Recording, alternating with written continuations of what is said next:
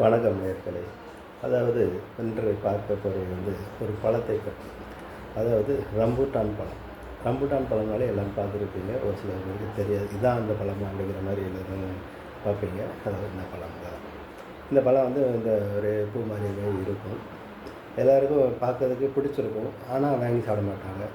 ஏன் காரணம் அப்படின்னு கேட்டிங்கன்னா, இதை சில பேர் வாங்கிட்டு வீட்டுக்கு கொண்டு போயிட்டு இப்படியே நகரத்தை வச்சு இப்படியே பிப்பாங்க. கேட்டிங்களா?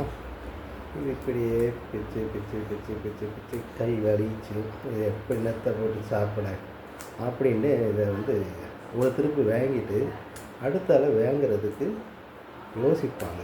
காரணம் என்னென்னா, இதனுடைய வேலைப்பாடு அதிகமாக இருக்குது அப்படின்னு பார்ப்பாங்க. அதுக்காண்டி இந்த வந்துட்டு அதான் இப்படி சாப்பிடுதாங்க இல்லையா? ஆனால் இந்த பழத்தை வாங்கிட்டு இன்னொரு மெத்தட் இருக்குது. நம்ம அவ்வளோ கஷ்டப்படுறதுக்கு பதிலாக அது பாருங்க, ஒரு கத்தி எடுத்துக்கிட்டு நீட்டாக அது நடுவில் ஒரு கோடு போட்டால் போதும். கோடு போட்டுட்டால் ஒரு செகண்டில் அந்த பழம் அப்படியே வந்துடும். ஆக இதை சாப்பிடும்போது உங்களுக்கு அந்த ஒரு மலப்பு தெரியாது, ஈஸியாக தேவைப்படும். அதுக்கப்புறம் சாப்பிட்றதுக்கு ஈஸியாக இருக்கும். ஆனால் இதை கடைக்காரங்களோ யாராவது இது சொல்லி விற்கிறாங்களா? இல்லை.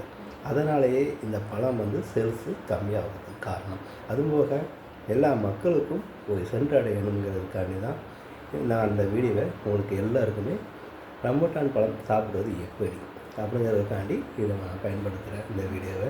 ஆக எல்லோரும் பார்த்து பகிருங்கள் என்று சொல்லிக்கொண்டு நெல்லை மாவட்டத்திலிருந்து வாசனை கூட சார்பாக நன்றி.